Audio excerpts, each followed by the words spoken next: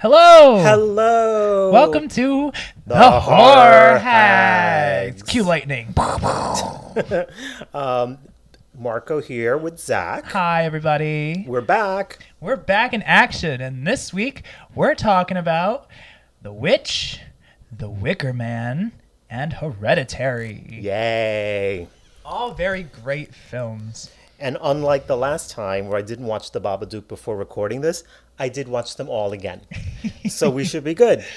We just want to be well informed about our topics and Yep. keep up. And I think the best way to do it is if it's fresh in our mind. So each week we're going to give you a fresh look at each movie. And this week we're going to start off with The Witch. Yeah. Yes. It's a very strange horror film because it's not like trying to scare you right off the bat. No, it's actually, I don't know. I mean, it was touted as a horror film, which I still think it is. But I think it was, it might have not been marketed correctly. I don't think so. I feel like that film was meant as a dramatic experience, right? They threw a lot in there to hype you up, get you on the edge of your seat, think things were going to happen, think things were going to jump out and scare you. And they didn't. And they just never did, which But- I think added to the film a lot. I think that tenseness of the whole film where you were just waiting and waiting and waiting and waiting for that witch, because that's the whole movie, the witch, Right. witch, where is she? Although, interestingly enough, so I saw it when it came out in the movies, Okay. and I saw it recently, Yes. and I had two different takes on it. So the first time I was trying to be all like intellectual, it doesn't always work, but I try. And I was like, oh, this is a psychological drama about, the disintegration of a family, and it has nothing to do with witchcraft. And yes, I saw the whole thing, including the end. But I was trying to be all highfalutin. And it's all of that, right? But when I saw it the second time, I realized, oh yeah, there is some supernatural stuff in there. A lot of it is just like I think waiting around for that witch to happen when it's a first time watch, right? A first time watch, I would say you're there's so many tense moments where you're like, oh, a scary thing can happen right about now, and then you're just like, oh, nothing really. Oh, Right. And also, I think when a movie is hyped the way The Witch was hyped, and you go in the first time, your expectations are set in a certain way. Right. Right. And then you watch the movie and you're kind of like, okay. And then when you watch it the second time, and that's why I like to watch movies at least twice. at least right? twice. Your expectations already are at where they're supposed to be. Right. So Especially- you know what's coming, right? Yeah. And I think it's easier to watch it a second time. It plays differently. It does. Yeah. I think any of those films where you watch it the first time and you kind of hate it almost, give it a second try when you've let it digest in your mind a little bit. I have friends that say to me, "You watch bad movies twice." I'm like, "I watch bad movies 5 times." Yes. And it's always a different experience. Did we talk about that in the first podcast? We did with We did. Suspiria. Okay. Yep. I mentioned so much about my girl Tilda. Oh, Tilda. She could do anything. But the second playthrough, I saw watching it from the perspective of, oh God, what is her name? I can never remember the main character. Susie Bannion. Susie We love Susie Bannion. We love Susie Right, Bannion. right. Yeah, and The Witch was kind of the same, Right. It was interesting because the second time I saw it, I watched it on a computer Same. with headphones. Yes, I right? did too. So it was yes. a totally different experience. Yes. I took notes this time. I noticed the music and how the music created a mood, right? Oh, it's so tense. I mean, obviously I heard the music of the movies, but this was different, right? Mm-hmm. It was in my ear, right? So it was a different feel. Right. Now, the first time I watched it when I was on Netflix. Uh-huh. And I mean, I was watching it with a friend. We were on the couch, and it was at night, and like we weren't really paying attention to it. So the whole time we're like, "This isn't scary. What the hell is this movie?" You can't watch movies like that cannot be watched on Netflix. No. You have to go to the movies and pay attention. Well, I didn't know anything about this damn thing. Now you know. Now I know. Now Because the you second time I watched it, I had a little of my stash, and we. Oh, I know. You gotta stop saying that stuff. Oh, it might be legal soon. Okay, continue. Yeah. And I had my computer and my headphones in. Mm-hmm. And what a different experience. I was so Yeah. in tune to that movie, and I was focused, and I was watching, and even the slightest like violin like string, I was Yeah. like, Oh, whoa. the strings. Oh, They were gave you powerful. chills. Yeah. And that's what they did a lot. A lot of violin, Yes, strings, very yes. intense. And it's funny because the experience for me was the reverse, right? I went to the movies. When I go to the movies, people, I shut my phone off. Yes, my friends make fun of me. I do not care. I turn off my phone completely, right? I go to the movies to pay attention. I'm not paying money to go to a movie to be on my phone. Right. All right, I'll get off my soapbox. So I went to the movies. She's on her throne now. I am. Uh, and I paid attention, right? Right. The second time for me was like the first time for you. Yes. I was on a train Oh. going to Fire Island, Oh, that's what you want. watching it on my computer. Yes. And it's June, people. Yes, it is June.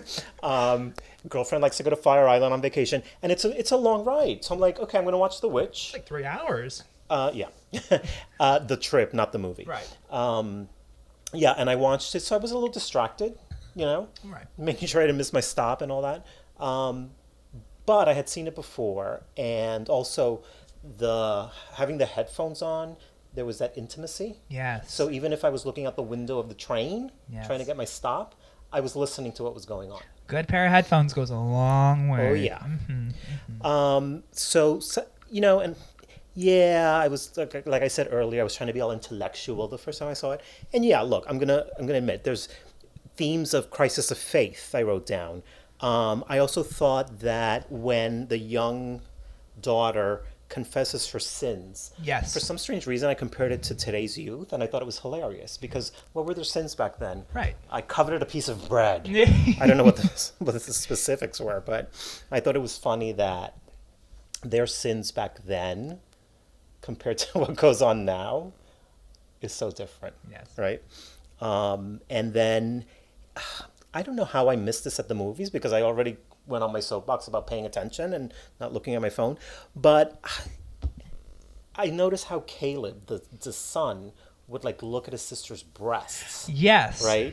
And it's all about unholy thoughts and sin and religion and this family like steeped in that. It's always the father trying to bring the family together. He's always the one who kind of reels everyone back in and tries to say, we can do this. We're together. We're in it. We're moving out here. Right. We're moving away from the mainland to almost like a pilgrim type of move because they had the option to go back. Right. The wife was trying to go back. Yeah. She was like, oh my God, this is too tough. We have to go. We have to go.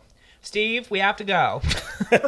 His name's not Steve. I was going to say, was his name Steve? No. Who's Steve? But like she's obviously, the wife is acknowledging that this is not going well, and she wanted to go back and leave, and always said that the husband wasn't providing, couldn't do this, couldn't hunt, couldn't provide meals for the family, and that took a toll on him throughout the movie. It really did. That's a good observation. Yeah, you're right. And was she like a bit of a bitch? She was. Yeah. But not in a way of like nagging, more of like, you need to provide for the family. You're the man. Why aren't you providing? Provide. And the whole time he is trying so hard to make anything work. Anything go right, this man is trying to do. Right. He couldn't hunt. He missed the rabbit with a shot. He blew gunpowder in his eyes He's and a burned failure. himself. Oh, right. Right. Yes. Yes. The whole movie. I mean, wrangling our mischievous goat. Black Phillip. Black Phillip. That went awry. By the way, the father's name is William, William. played by Ralph Ineson, who one of my notes says, by the way, my note says the old man looks good without a shirt on. Yeah. Sorry, couldn't help myself. There's a prolonged scene where he has no shirt on. I'm like, oh, the old man looks good. A little Harry Berry. A little bit, yeah. That's not bad. That's a good thing. So the first time we see the witch, Yeah. do we remember? She stole the baby. Right. And stole the baby when right in front of the older sister's eyes, just swiped this baby up and at a blink of an eye and started eating it in the middle of the woods and just feasted on human flesh. And that was the first glimpse we had of the witch. And this happened in the first 20 minutes of the movie. Yeah, after they left the community. After they left the community. It was like the first instance a mother lost her baby. And that set the tone for the whole movie, right? That extreme instance. So as a first-time watcher, you might be thinking, "Oh my God, this movie's gonna be wild," right? And it's But not. It's not. They made it so dramatic in the front, in the beginning, to get you on the edge of your seat. I think to pay attention. They wanted you to pay attention. They Yeah. wanted you to feel all this tense moments of things just not going right, the struggle of this family in the middle of nowhere, just trying to survive. They wanted you to see every little detail. Well, yeah, and for me, I think that was a stronger theme throughout the movie is the disintegration of the family. Right. They couldn't accept the baby's death, Right. right? And I think that brought on more problems than they had originally, right? And that's when you really see the family disintegrate. Right. So I think that was more the point of the movie with some supernatural elements thrown in, more so than a full-on straight-up horror movie. Right. Which I appreciate, right? I do. I love Yeah. films like that. Yeah. I think they're great to watch because sometimes you just want a dark story. That's what I feel like. It's more of a dark story than it is a horror or a thriller. What did they call it? A dark fable. Ah, that's that's what it. it is. You know what I did too this time around? Even though I had the headphones on, I watched it with subtitles Oh. because the language is very challenging, right? It's that old The school Dow. English. That right. Huth. Heath the hut the hutha. All the THs. Yes. Yeah. It's a different. It's almost a different language. Nobody speaks that English anymore. So I watched it with the subtitles, so that helps, Yeah. right? And one of the notes that I took was that, first of all, the performances by the kids was remarkable. Oh my gosh. Speaking of which, how many kids did they have? I mean, they had They had four. they had right? more than that. They Oh had, no, five. They had five. Yeah, They had yeah. the oldest daughter, Yep. right? They had the son. Yep. They had the twins, Right. and they had the baby. And the baby, right. Right. They Five. went out there with 5 kids and a couple. Right. And it's interesting because, first of all, I was like, okay, the dialogue for those children actors must have been a real challenge. So it was fascinating to me that they gave such convincing performances. Right. And everybody talks about the older daughter and how good she was in the movie. Yes. I thought that the brother was better. His death scene. Caleb, yeah. His death scene was just phenomenal. I mean, they cut the audio, they made it straight his speaking part, and I think they maybe had like a subtle like chime going on in the background when he was speaking, but they wanted to really zone in on his just death scene and the dialogue he gave. Yep. He sold it, that kid. What's his name? What I'm gonna is look it his up. name? Yes, look it up. But he gave this huge monologue of after coughing up the witch's apple, after he's been witched, and the family was trying to accuse everybody of being the witch, and the father was trying to pinpoint a target. Were you the witch? Are you the witch? Are you the witch? And then finally the son pukes up an apple, and then goes into this monologue before his fated death.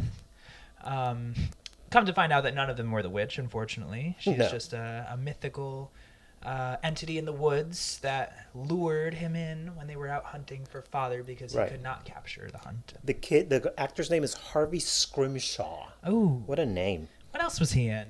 Something called Oranges and Sunshine with Okay. Emily Watson in 2010. Emily Watson. Oh, we love Emily Watson. Yes, we do. We should do a podcast about Chernobyl. Stay tuned, people. And he's in something called The Devil Outside, which I've never heard of. The Devil Outside. Released in 2018. Oh, Oh, there he is. He's on the poster. he's on the poster. Oh, little he's boys doing growing big up. Things. We might have to cover that in the next one. Maybe, Next yeah. one. Ding, ding, ding. Next one. All right. What else? Oh, so what did you take away? What was the ending to you? Like, what would it mean? So I watched it a couple different ways. Mm-hmm. So I watched it as what I think it's the sister kind of delving into the reality of her situation, right? The first time I watched it, I was like, why did she just go join this coven of witches? Because Black Phillip told her to, right? I mean, Quite, and for the record, I think Black Phillip gets a bad rap, and I think he was an innocent pawn in the whole thing. I do too. That's my opinion. I do too, right? So the first time I watched it, I took it literally. Yeah. And I was like, oh my God, the goat is Satan. And Satan told the kids this and that, the whole movie. And then Satan killed the dad. And then Satan, convinced the daughter to go be a witch, right? And I think the second time I watched it, I feel like the goat was just the psyche of the movie. Yeah. And The daughter probably lost her mind at that point after the goat went crazy and killed her father. And I think the witches were just a personification of her madness at that point. So I had the exact opposite reaction. Okay. The first time I watched it, I thought it was her mental breakdown. Yes. So the ending was like what you just said, Yeah. right? The kind of like it symbolized her Yes. mental breakdown. And then the second time I saw it, I'm like, she's a witch. She is now a witch. But it's so funny because the way we watched it, we're complete opposites Right, too. So right, yeah. I mean, So that's funny. yeah, when I watched it the second time and really honed in, I was like, okay, she didn't actually become a witch. This was just her giving up and being like, well, I guess I'm a witch then. That's it. I'm a witch. I'm evil. I'm bad. The whole film was about me being bad, and now I'm this witch of the family. But was she a witch the whole time, or was she a witch at the end? Ooh. Mm-hmm. See, I think she was just a witch at the end. And there was a witch in the movie. Yeah. There was. I mean, there was a whole Right. entity out there, a Right. dark entity in the woods.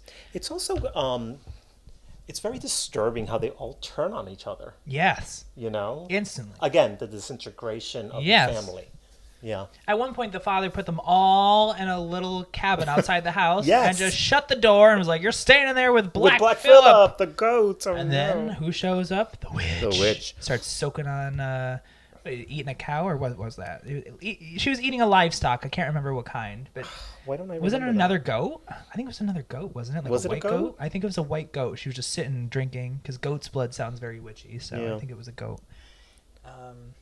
And she was just sucking the blood out of that, and the kids were like, "Oh my god, what is this?" And they realized what they're dealing with. It's a Right. bloodthirsty witch in the woods. So it's fucked up. Very. And that's why we like it. Oh, we loved it. Yes. All right. Let's move on to. Shall we do Hereditary? I thought we were gonna do The Wicker Man. the Wicker Man.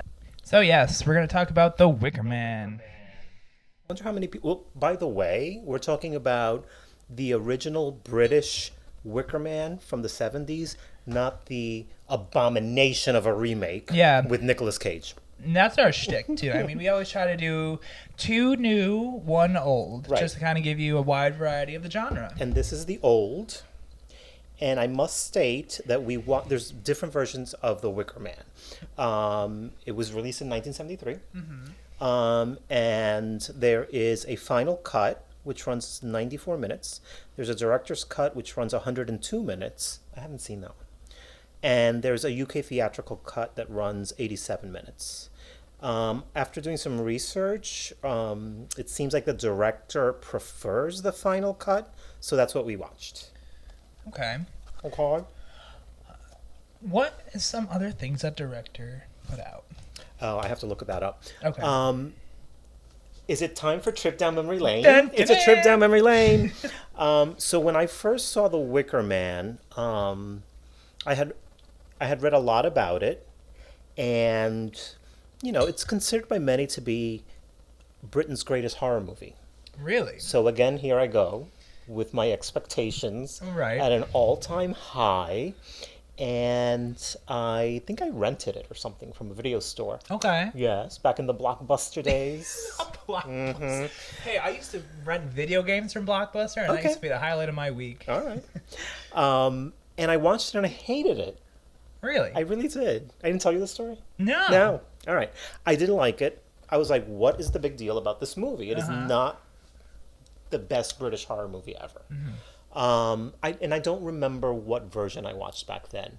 It could have been the shorter version. Actually, you know what? It was the shorter version. It's all coming back to me now, like Celine says. It was the shorter version. And if I remember correctly, it didn't make much sense to me. Okay. And I think that with the different versions, some scenes are obviously cut. Some are in different order.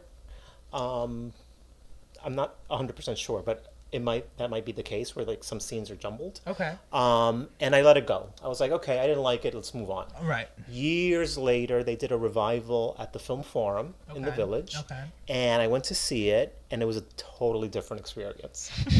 So I was like, okay, I must have seen a different version. Right. Or, You weren't paying attention, who knows? or you were some kind of XYZ that night. Maybe I was in a good mood. No XYZ for me. unquote. Yeah, no. I must have been in a good mood the second time I saw it. She's so reserved. I am. Some things are private. And I thought it was amazing. So I'm sitting there in the movie theater thinking back to when I first saw it. I'm like, did I just watch a different movie? And then I was like, and then the other, just not that long ago, I'm sitting here, and like I said in the first podcast, I'm a Blu-ray collector, Yeah. right? Oh my God, his house is filled. Filled with Blu-rays everywhere. Here we are sitting in, yes, we do the podcast at Marco's house. Yes, but they're neatly put away, people. It's not like I'm a hoarder. You always got them alphabeticalized. Yeah, I do. So I'm sitting around my apartment one day, and I'm like, why do I not own The Wickerman on Blu-ray? So I ordered it from Amazon in the UK. For some strange reason, I couldn't find the one I wanted because there's so many different versions. I couldn't find the one I wanted in America, here in the States. And I ordered it from England and watched it again. And I like it more and more each time. And the third time I watched it, after I got the Blu-ray, I was like, this movie is a masterpiece. Yes. And then we watched it recently, just the other day, Zach and I together. And I think I had seen it just a couple months ago. So I wasn't ready to see it again. But what were your thoughts? So I think this movie would have been strange back for the time period, just because the topics that were covered. It reminds me a lot of that Midsummer movie that's going to be coming out, right? Right. A lot of the same themes of witchcraft and Wiccan, cultism and right. Wiccan culture, where, I mean, not a whole lot of movies in the 70s really touched on topics like that, where nowadays it's almost like a saturated market, if you will. It's like things and themes that we hear about often and a lot, and it's like, not that it's nothing new, but it's a common practice almost. And the Wiccan culture is growing in America. Well, and it's interesting that you say that, and that's why we chose to talk about The Wicker Man Yes. after The Witch, because it has the same type of themes, Exactly. right? Exactly. Almost. So what I'm concerned about is some of our listeners maybe trying to find this film in America. Google it. Google. You can find it. I'm just kidding. Well, yeah, you can. I found it. So you found it? I found Where? it. Pirate Bay. Oops. But it's there. You just have to look for it, I guess. A little bit harder. Don't settle for the Nicolas Cage version. Don't. Please don't. This one's with Christopher Lee and Who, by the way, Christopher Lee, everybody, have you seen Star Wars? He's Count Dooku. If you have seen The Lord of the Rings, Christopher Lee, our man, is Saruman the Great. and in this movie he is Lord Summerisle. By the way, Perfect for him. apparently there's a copy of it on Amazon for $50. That's probably why I didn't buy it from Amazon here. That's It was fair. probably cheaper coming from London. That's Or fair. England, wherever in England it was. It's so funny. And it's a DVD. Christopher Lee, I did not recognize right away. No, he has a crazy hairdo. I picked up on it when we were watching, and it was his voice. Was it? He's so young in this movie, but it was his voice that gave it away. He's such a deep, commanding voice. That He does, man. yeah. And so that's why I looked at Marco and I was like, "Is that Christopher Lee?" He did. Like halfway through the movie, he looks at me Halfway and through goes, the "That's movie. Christopher Lee." I'm like, "Yeah." I saw the character for like the first half of the movie, and then finally it dawned on me. I was like, "That's Christopher Lee." I You was were like, like, "No way!" "Who's that?" Oh man. Also, the beautiful Britt Eklund is in it, and she has a very interesting scene. So I pointed this out to Oh, Zach. she's our blonde maiden. She's Willow. Yes. She's okay. Willow, who gives herself to all the men in the town, which is fantastic. Yes. Sharing. Sharing is caring. Caring is right?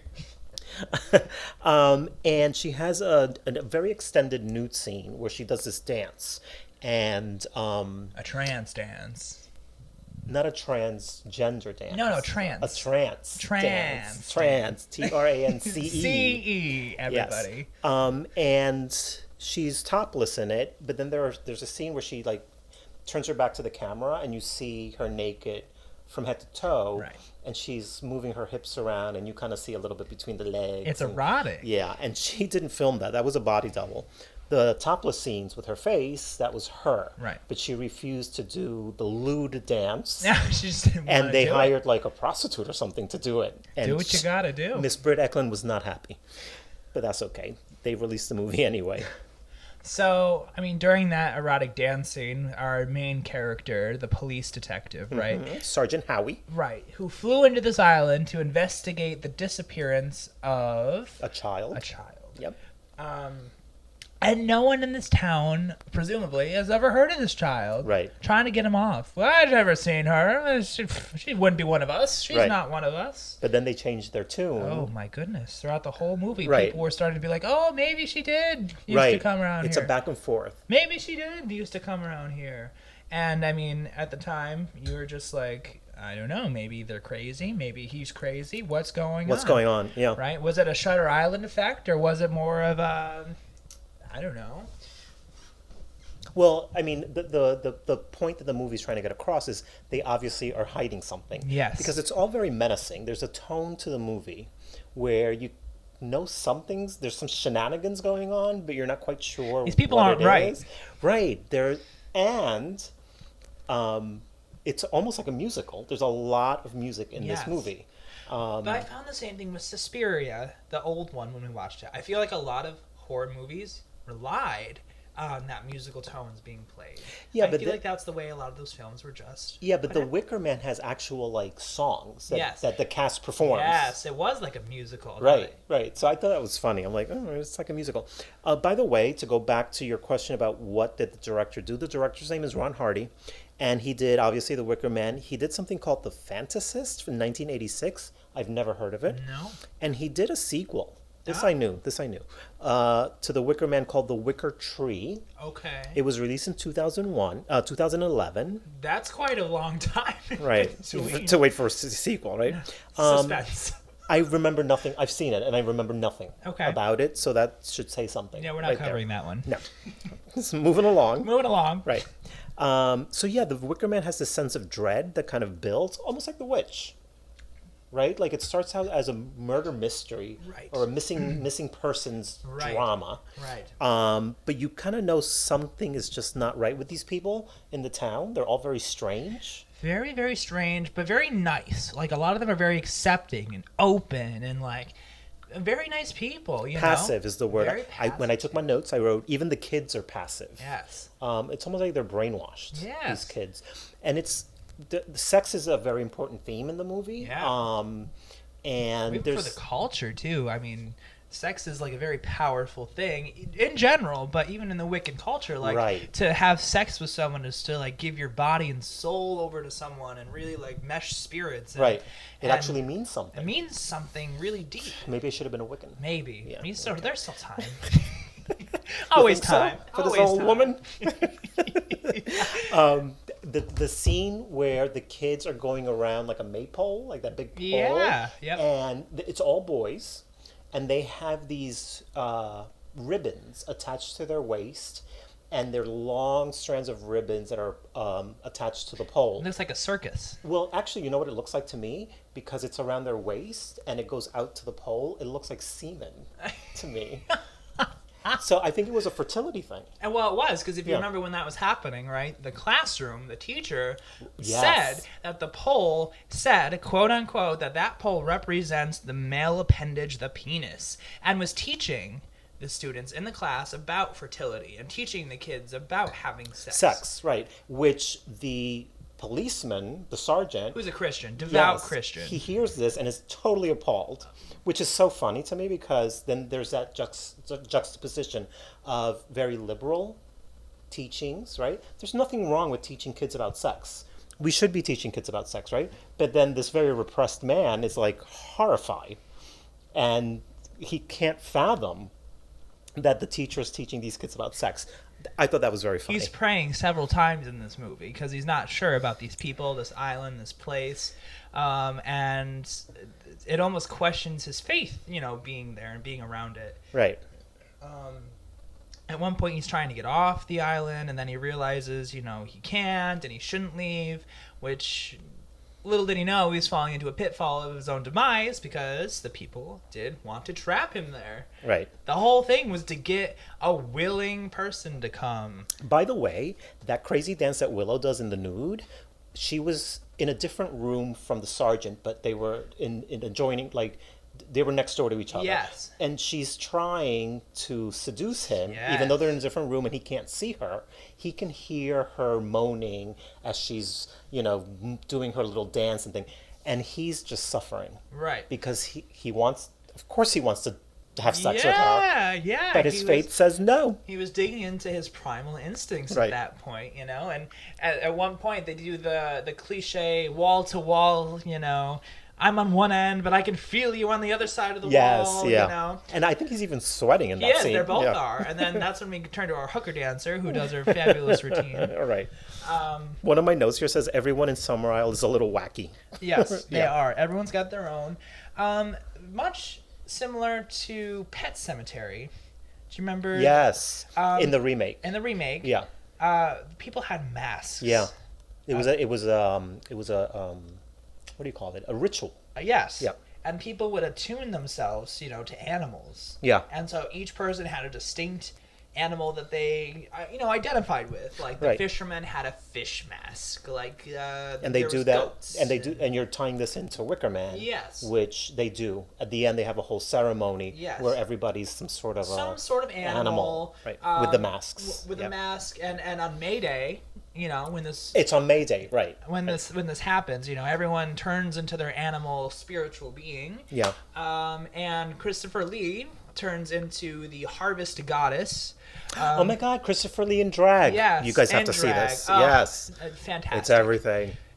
It's almost he's putting on like Sarah, the goddess of the harvest. So because she's definitely a she at this point. Yep. Got the long hair, and a sickle. And Yeah. she's doing a march and leading all these animals to the ritual site, where they eventually pretend to kill one of their own. Yeah. In the ritual. But they also reveal that is where they are trapping our 4 fated policemen. Right. And I don't know if you want to give the ending away, but I do have to say, and this is true even the first time I saw it when I didn't like it. I wasn't expecting the ending, and I was in shock when that ending happened. I thought it was beautiful, the ending. I thought Because you're sick. it was a beautiful wrap-up to the movie. I thought it was a great climax. So to speak. Some people climax mid-movie. Some people climax close to the end. This movie, guy did it at the end. right at the end. After we all were satisfied. Yep. Now, I do have to give a shout out to Ingrid Pitt. Ooh. For those of you that don't know Ingrid Pitt. I don't even know Ingrid Pitt. So she...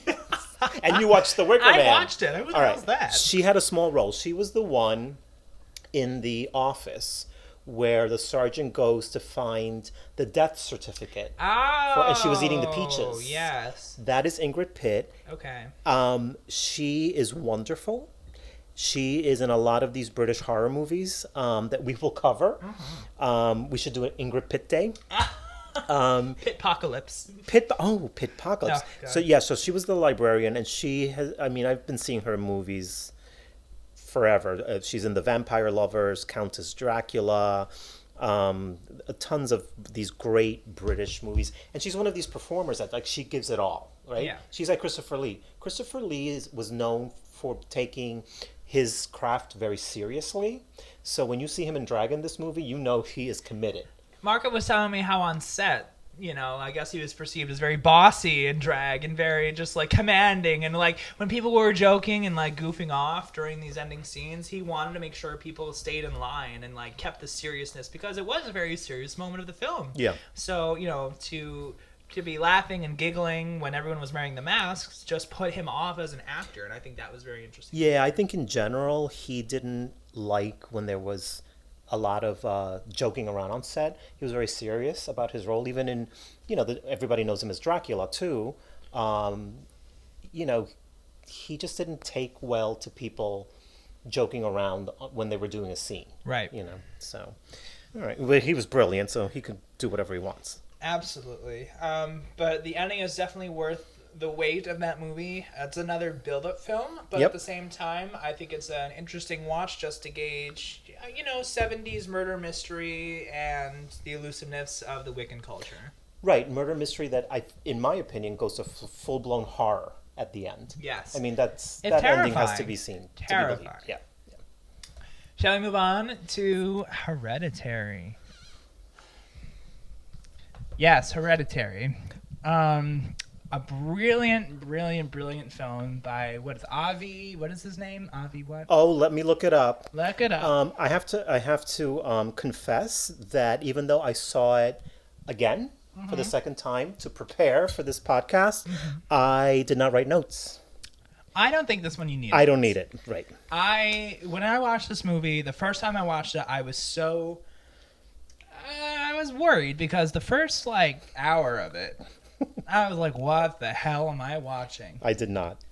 I was like, "Oh my god!" I It was starts not off worried. really well. I mean, we get this backstory. Grandma dies, and we're like really sad already when it starts. Grandma's dying. We see a ghost of her, and I'm like, "Oh my god, that's the fucking grandma! Here we go. This movie's already gonna be fucking great."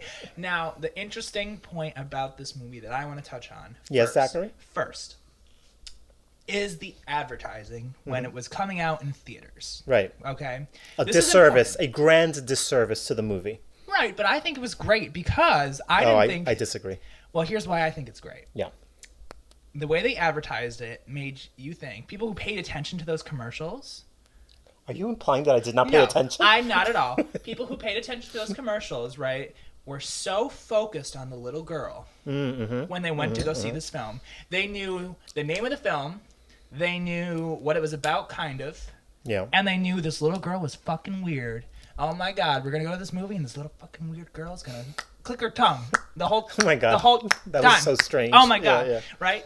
So during that pivotal scene where her head gets absolutely blown, You're gonna off, give it away? Oh my God! I have Spoiler to. alert! Spoiler Spoiler alert! alert. That's the director's name. Ari Aster. Ari Aster. When Ari Aster chopped off this girl's head, I remember people in the theaters losing their mind because they were like, "That's all we knew about the film was this little girl was weird, and now she's dead. Now what's gonna happen?" So and Ari that's when people started paying attention. So Ari Aster did a Hitchcock on us. Yes. Right, like in Psycho, where no, not that kind. I don't Not know that what kind of Hitchcock. Zach is making strange faces. Yeah. You can't see it. Thank God you can't see it, but he's making strange faces. Also, we drink a lot of wine during these podcasts, so Yeah. as the podcasts go by, we got a little sillier Yeah, we're at for the obvious ending, reasons. so Right, hello. for obvious reasons.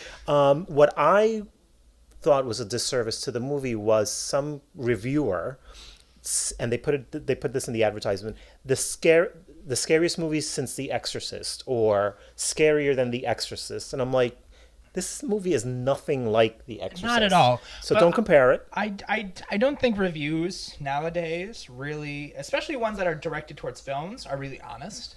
I don't think films. They're liars.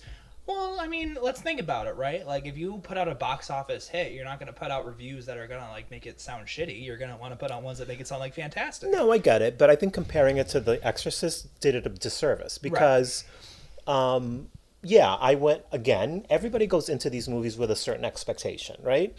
Luckily, so I read that blurb, right? That scarier than The Exorcist, whatever, and I'm like, it's impossible to me. No movie is scarier than The Exorcist, so I didn't pay attention to it. Interesting. Yes, I know today's audiences think differently. See, I wasn't, when I was watching those advertisements, Yeah. all I took away were the scary things that they put in the advertisements and the little girl clicking her tongue Yeah. the whole time. Yeah. And when I went to the movies, that was all that was in my head was a little girl clicking her tongue. Right. And like I said, when her head came flying off her body, and they made that dramatic scene of the dead head just be rotting on the road. The dismembered. Yeah, Yep. just symbolize that's when this movie's gonna start going. Started, right. That's when we're gotta pay attention. All that other backstory was backstory at that point. And watching it a second time really brings you in tune to pre-head, as they Pre-head, say. right. For me, actually, it was more powerful the first time that I watched it than the second. Right, which goes against everything I've said Right, before in these right. podcasts. But Usually it's the second it's time genuine, around. though. Right, yeah. I saw it, trip down memory lane. I saw it when it first opened. It was last summer. It was June, and it was my sister's birthday. Okay. And she wanted to see it, so I took her to the Alamo Draft House, which is great because at the Alamo you have to turn off your phone, and you can't speak during the movie. Like they will She's throw stuck you in out. her ways. I am. So we went to see it at the Alamo Draft House, and it's great. We ordered a bottle of champagne, just like we're doing right now, and we're watching this movie. And as it unfolds, like I was like beside myself. I was not expecting it. It's very powerful.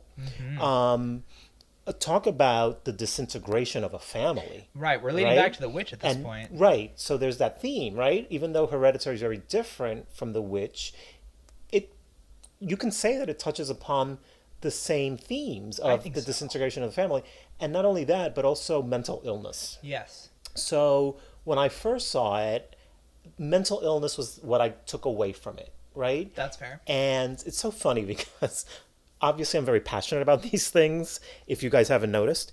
And my sister isn't so much, right? She'll Okay. watch a movie and she's And she'll like, take it face value. yeah, Which, she's I like, mean, whatever. I have a lot of friends like that, we too. went to see a movie, no big deal. So I'm sitting at the theater and I am reacting to almost everything that's being thrown at us. Yes. And my sister looks at me like I'm crazy. There's this one scene after the little girl dies, right? Where there's a shot of her brother's face. This guy's name, I don't even have to look him up. His name is Alex Wolff. He's an Because extraordinary he's actor. cute as hell. That's why you don't got to look him He's up, Marco. cute. No, but he's an extraordinary actor. And there's a shot of his face, and they hold the camera there, and he reacts to his sister's death. And it's one of the most extraordinary things I've ever seen, and I've seen a lot of movies. And I am in tears at this point. And my sister's looking at me like, are you okay? I'm like, I'm fine. Don't talk to me. And she's not reacting that way. And I'm like, are you not watching the same movie? Well, it's interesting because he holds his I don't even know how to call it. He holds himself in that state, Yes. right? Till Yeah. the next morning, and we hear the mom find the rest of the little girl. That is brutal, by the way. And he holds the expression. He Right. holds that like lifeless, I can't believe I just did this. I Right. can't believe I was the cause. I can't believe my actions have brought our family into this. Right. When all you hear is Toni Collette. God bless that woman. Yes, we will talk about her Oh, and God her bless performance and how she was cheated out of like Robbed. awards. Robbed. Yeah. But to go back to her reaction off screen, I thought that was more powerful than actually showing her reaction. Oh yeah, you didn't need to Just see to her. hear her reaction was harrowing. Yeah. I mean, it was just You didn't need devastating. to see it. Right. They showed the head during her crying and her screams. They show the son, right, and listening to the screams and him Right. being in bed, and then they flip to the body, or sorry, the head, head right. in the middle of the road, Covered in ants. rotting. Right. And, But you know what's brilliant about that? What's So she gets beheaded. right. We see her brother's reaction to it. We don't see what happens. We just know that she gets beheaded. I think it's a sound or whatever, sound Yes. effect.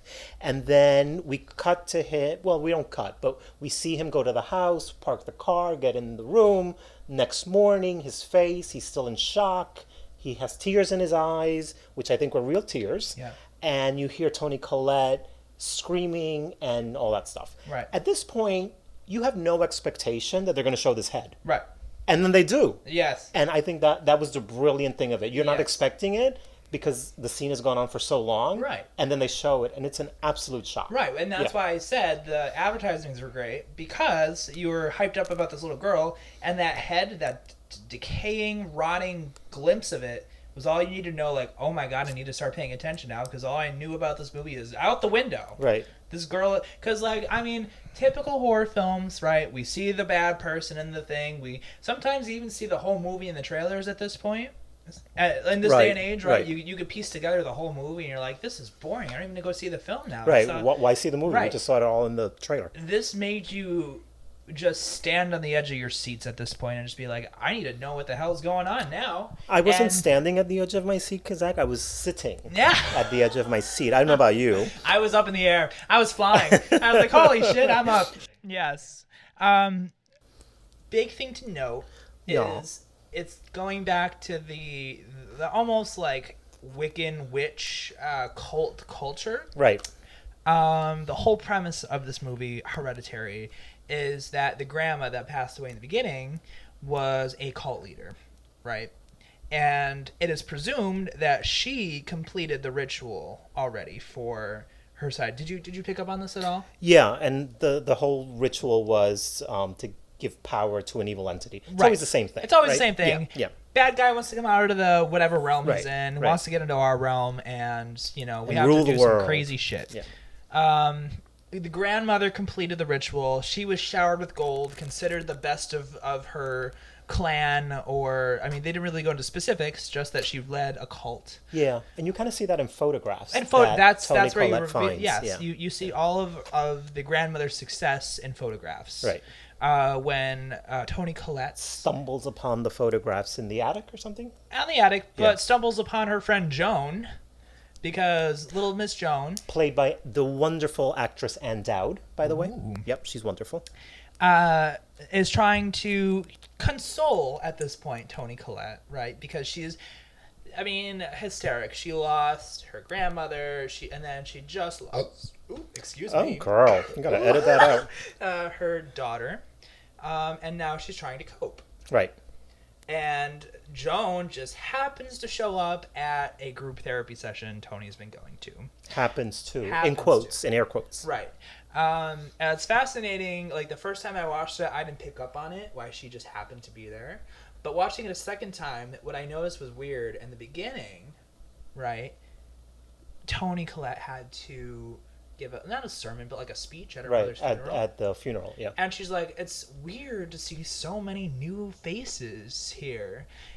Like, she's confused at why all of these people showed up to, her mother's funeral. And she's, like, never seen them. And she's always been like, my mother's been a very private person, and that family's been through a lot. Why all these people would show up is, like, unbeknownst to her. Little to find out, cult leader. She was a cult leader, right? Yeah. And can I just say, so the movie pretty much opens. That's one of the first scenes. That is, yeah. Toni Collette doing this like, first 10 eulogy minutes, thing. maybe. Yeah. Yeah, and the second time I saw it, I didn't catch it the first time, but the second time I was like, Toni Collette is a bitch. I mean, not Toni Collette, but Annie, the character, right? She doesn't say nice things about her mother. No. But then we find out why. Yes. Right? Yeah. It was really, really freaky to me watching it the second time. Yeah. When the funeral scene was going on, right? There's a man at the funeral staring at the little girl with a big smile on his face. Creepy. Yeah, just staring at her, right? Yeah. And I didn't pick it up the first time, but if the same guy shows up later in the film, butt-ass naked. Oh, I was going to say he was one of the naked guys. He was one of the naked Yeah, guys. yeah. He shows up at the house. Why are all these coven people naked? Oh, sex again. Remember sex? Oh, right, sex. How could I forget sex? Huge. You know why? Because it's been a long time, people. Oh, God. But yeah, so yeah, all these movies have that same theme, and that's why Right. I have to give the credit to Zach. That's why he picked these movies to talk about in the podcast, because they have this The overarching cultish theme, right, like, right. it's a very, very commonality, and that's why I kind of wanted to cover all three of these in the same category. They touch Right. upon Wiccan culture, they touch upon, rituals, and I love Avi and his next film coming up midsummer. I'm so excited to see after his great Hereditary success. Right. Um, It'll be interesting to see how this one I know. plays. I'm Yeah. so ready for it. We're going July 2nd, people. Yay! Yes. But what's interesting, no one really is having sex in Hereditary, right? It's more of they're just nude and like waiting Yeah. for their god to come. Yeah, you I know? guess it's implied. I mean, why else would you be running around naked? Right. The big thing I have to say about this film, the ramp up is 90 degrees. I mean, once the head comes off this girl, right? Once she becomes beheaded and you're paying attention and watching, it's like a ticking time bomb. Like, things just start happening, right? Like, crazy things. Fast like, and furious. Fast. Tony becomes possessed. She saws off her head. Bunch of things start happening. And I don't know if you noticed at the end there, they had the little girl's head placed on a statue. Yeah. Because the whole thing was to take the essence of a girl and put it in a boy. Right. And that's why And- they chose the son. Right. Poor thing. Right. Interestingly enough, so the first time I saw it, I was convinced that everything was a metaphor for mental illness. I could see that. And I convinced myself, and I kind of convinced my sister, even though she still looked at me like I was crazy. Well, convince me. I can't anymore. And I'll tell you why. Okay. You want to know why? Yeah. Yeah. Of course I do. Because the second time I watched it, I totally changed my mind. Okay. I'm like, okay, this is no longer about mental illness. This is truly a Straight up. supernatural Yeah. horror movie. And I always knew it was a horror movie, right? Whether it was about mental illness or whether it was about Well, a it's hard coven. because a lot of times they do the metaphoric things, Right. and you try to have to pick it apart Right. and figure like, okay, was this really what I watched, or was this just a metaphor like we Yeah. did with The Witch, Yeah. right? But go on, yeah. Well, and that's why I love watching movies a second time, right? Because you take different things away from it. Yes. So, yeah, so the second time I had a totally different reaction. Again, I saw it on my computer, not at the movies. I was not distracted because it's hard to be distracted with that movie. But I thought that it was, about supernatural. It was a cult. It wasn't necessarily about mental illness. And also, I realized that must have been such a hard role for Toni Collette to play. Oh She's my in distress the entire movie. Yes. So the second time I watched it, I was exhausted afterwards. I'm like, my God, how does she, like, she had to be at a certain place for almost every single The scene. entirety of that movie, she Yeah. is in tears, she is panicked, she is just worn She's- out from losing people from her family, she's emotionally invested and exhausted in everything around her. Yep. And somehow she tries to keep it together She until she doesn't keep it together. Well, and that scene at the dinner table where Oh, that was so. yeah, That was a scene. that was a showstopper, It right? was. When she's like tells the son, "I am your mother. Don't you talk to me like that." Brilliant. So yeah, we want to say that she should have been nominated for an Oscar. She was not. Not, I wish. Yeah. I wish. Such a disappointment. She's amazing. It's funny. I saw her in person once. Did you really? Yes, when I worked at Viacom. Oh. She came to the offices to meet with one of the executives there, and I have to say she was lovely. I was going out to lunch with two coworkers, and we literally bumped into her.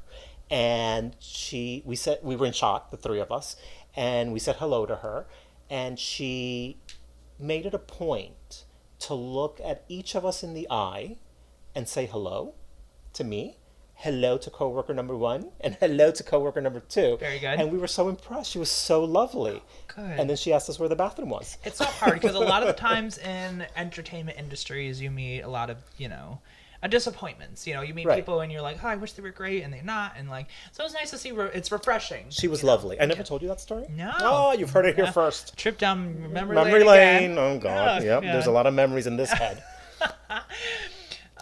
What else could I say about Hereditary? Oh, watching it a second time, Yeah. I try to piece together. There's an underlying theme and story of what the cults were doing during the film, right? So we find things that they do behind their backs, and so I kind of timeline it when I watched it the second time. I'm like, okay, so here's when they, dug up the grandmother's grave. It must have been between this scene and this scene. While this was happening, while we're watching this, the cult leaders are doing this.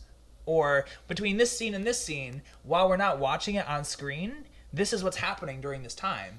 So, like, I mean, there's bodies being moved, there's rituals happening, I didn't think about the logistics. that's what I was really keen on. I just go with the flow. Right. Yeah. Well, that was important to me the second time because I'm like, well, when did they do that? Or like, when did that happen? And Yeah. then so watching it a second time, I was like, oh, when this was that's when happening. that This is when happened. this was happening. Yeah. And like, watching it that way made those scenes a little bit more intense because you're like, why is Joan stalling her so much? Right. Why did she show up now? Like, why did Joan stop Tony from going home at this point? Or like, Why wasn't Joan naked at the end? why wasn't Joan naked at the end? And Dow didn't want to do a nude scene, apparently. Apparently. I didn't even see her at the ending, though. She was there. She was there? She was there in Oh, in that everybody was treehouse. there. Yeah. Yeah. Yeah, no, she has a big scene where she's talking to the son. Oh, right. She takes off the crown. Oh, Yes, that's why. that's Yeah. Joan. She That's Joan. took- That's she our Joan. uncrowns and recrowns and Yeah. crowns all over. That poor kid. Alex Wolff. Watch out for that kid. He's going to do big things. He played a really good role. Mm-hmm. He was very convincing. I think when he slammed his head into the desk, Oh, God, yeah. it was awful to watch. It was hard to watch Yeah. almost because it was so realistic.